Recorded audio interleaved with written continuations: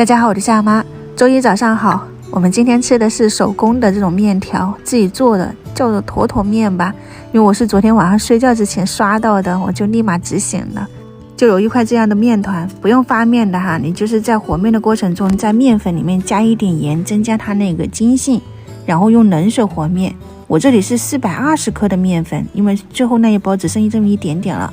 然后加了200毫升的冷水，揉成这样软硬适中的，多揉一会儿啊，一定要光滑。你就是揉不动了，你可以稍微给它醒一会儿再去揉就很方便了。就随便用虎口挤一下，揪出来，分成了6块，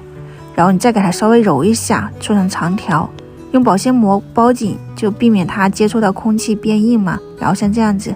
这面团现在也没有泡水，没有抹油的，你就放到那个袋子里面，冰箱冷藏，第2天早上就能用了。其实它是可以吃2天的，没有关系的。然后这边不想炒菜，就准备了一点焯过水的猪肉、杏鲍菇、姜蒜、盐、13香，再来一点生抽酱油，我还放了一点这种黄豆酱跟甜面酱。你就加入清水，刚好没过这个肉的水量就可以了。不想那么多汤，你就别放那么多水哈，就预约煮饭店，第2天早上起来就是这种热乎乎的香菇肉汤了。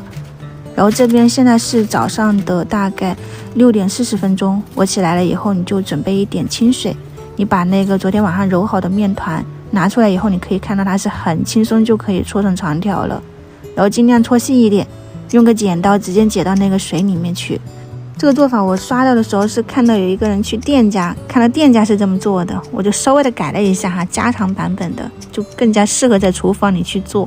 也不用怕自己扯面扯不好拉不开了。你看真的很好玩，你在水里面随随便便它那个面团就可以抹开，而且它是可以抹得很薄的这种面片，吃起来口感又劲道，抹出来手上也很干净，整体都很舒服。你就提前烧一锅水在这里就行了，也不用怕第一个煮进去会不会煮烂，都没有的哈，全部浮起来，你就加一把青菜再煮上一小会儿就可以捞出来了。你看手工的坨坨面我就做好了，也不知道是西安的哪一个地方的吃法，如果有朋友的话你可以介绍一下，真的很好吃，